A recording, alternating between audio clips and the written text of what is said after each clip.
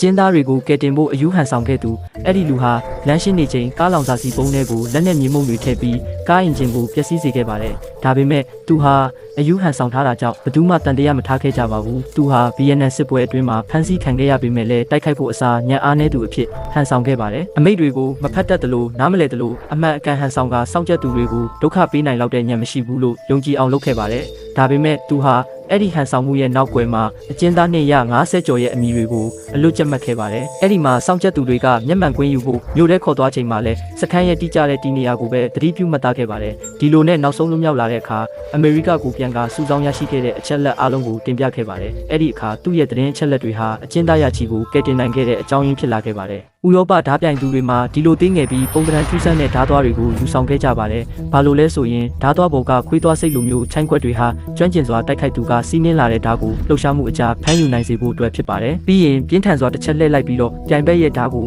ဓားသွားထဲမှာအပြေအဝညံ့မိသွားအောင်လုပ်ပြီးလုံးဝကျိုးသွားအောင်ထိလုပ်နိုင်ပါတယ်။အဲ့ဒီဖြစ်သွားတဲ့အခိုက်အတန့်မှာဓားပြိုင်ပွဲဟာအခြေခံအနေနဲ့ပြီးဆုံးသွားခဲ့ပါပြီ။